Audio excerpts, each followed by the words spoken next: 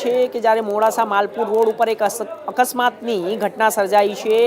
Modasa Malpur road ઉપર એક અકસ્માતની ઘટના સામે આવી છે। આપને જણાવી દઈએ કે મોડાસા માલપુર રોડ પર પ્રમુખ ધામ આગળ એક અકસ્માત સર્જાયો છે। લેબોરેટરીનો વ્યવસાય સાથે સંકળાયેલો મોપેડ સવાર વ્યક્તિને અકસ્માત નડ્યો છે। પગના ભાગે ગંભીર ઈજા થઈ છે।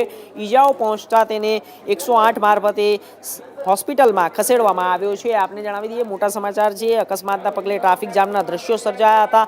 શહેરમાં ચાલી રહેલી ભૂગર્ભ ગટરની કામગીરીને લઈને માલપુર રોડ પર એક તરફનો રોડ બંધ કરાયો હતો અને એક તરફના રસ્તા પર આવન જાવનની હોવાથી માલપુર રોડ પર અકસ્માતની ઘટના સામે આવતા એક રોડ બંધ કરવામાં આવ્યો હતો અને મોડાસા નગરપાલિકા દ્વારા ચાલતા ભૂગર્ભ ગટરનું કામનું મંદ ગતિએ ચાલતા વાહન ચાલકોમાં પણ ઉકળાટ મચ્યો છે।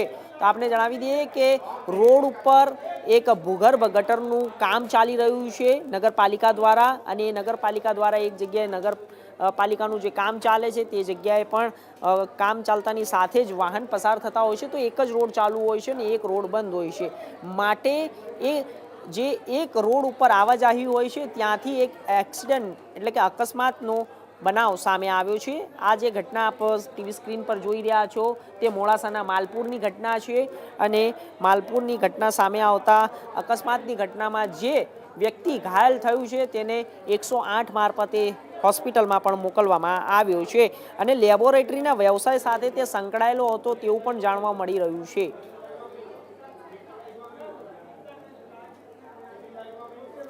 તો આપને જણાવી દઈએ કે માલપુર રોડ પર પ્રમુખ ધામ આગળનો આ એક અકસ્માતનો બનાવ છે। અકસ્માતના પગલે ગંભીર ઈજાઓ પહોંચી છે વ્યક્તિને અને 108 મારફતે તેને હોસ્પિટલ પણ ખસેડવામાં આવ્યો છે અને આ મોટા સમાચાર છે। અકસ્માતની ઘટના છે, કારણ એ છે કે જ્યારે એક જ રોડ ઉપર અવર જવર થઈ રહી છે, વાહનો નીકળી રહ્યા છે, એક જ વન વે ચાલુ છે અને દરેક વાહનો પણ જઈ રહ્યા છે, માણસોની પણ અવર જવર છે।